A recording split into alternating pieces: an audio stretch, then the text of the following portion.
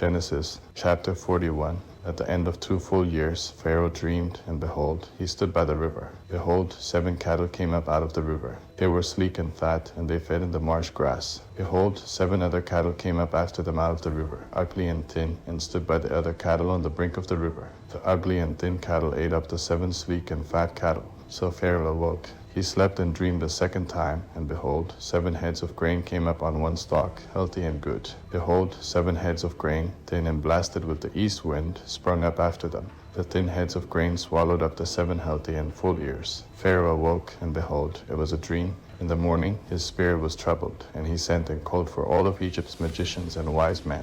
Pharaoh told them his dreams, but there was no one who could interpret them to Pharaoh. Then the chief cupbearer spoke to Pharaoh, saying, I remember my faults today. Pharaoh was angry with his servants and put me in custody in the house of the captain of the guard. With the chief baker, we dreamed a dream in one night. He and I each man dreamed according to the interpretation of his dream. There was with us there a young man, a Hebrew, servant to the captain of the guard, and we told him, and he interpreted to us our dreams. He interpreted to each man according to his dream. As he interpreted to us, so it was. He restored me to my office, and he hanged him. Then Pharaoh sent and called Joseph, and they brought him hastily out of the dungeon.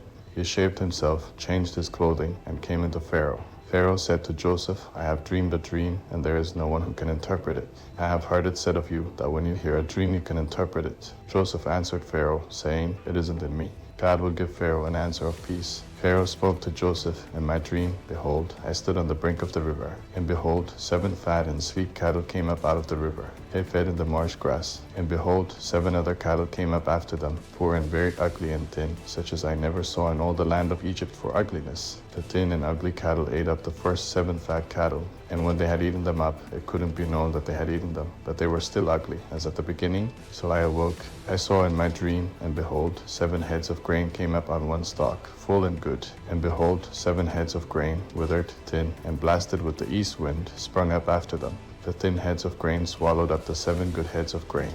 I told it to the magicians, but there was no one who could explain it to me. Joseph said to Pharaoh, The dream of Pharaoh is one. What God is about to do he has declared to Pharaoh. The 7 good cattle are 7 years, and the 7 good heads of grain are 7 years. The dream is one. The 7 thin and ugly cattle that came up after them are 7 years, and also the 7 empty heads of grain blasted with the east wind.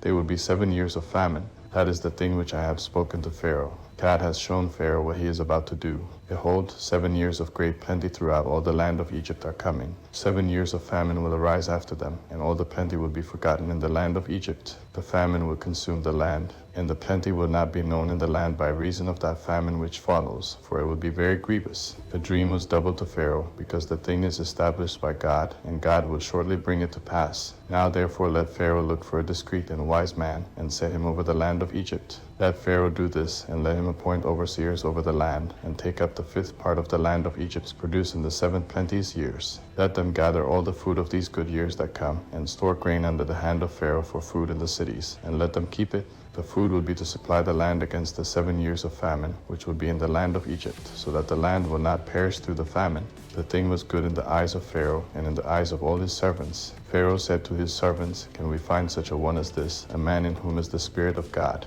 Pharaoh said to Joseph, Because God has shown you all of this, there is no one so discreet and wise as you. You shall be over my house. All my people will be ruled according to your word. Only in the throne I will be greater than you.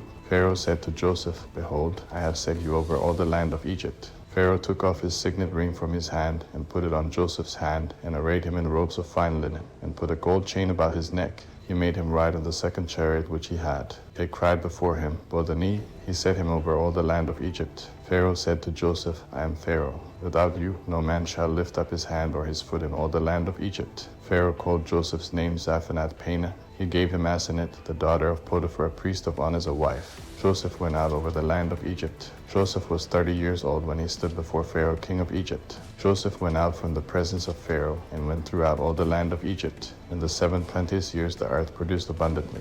He gathered up all the food of the 7 years which were in the land of Egypt, and laid up the food in the cities. He stored food in each city from the fields around that city. Joseph laid up grain as the sand of the sea, very much, until he stopped counting, for it was without number. To Joseph were born 2 sons before the year of famine came, whom Asenath, the daughter of Potiphar, a priest of On, Or to him, Joseph called the name of the firstborn Manasseh, for, he said, God has made me forget all my toil and all my father's house. The name of the second he called Ephraim, for God has made me fruitful in the land of my affliction.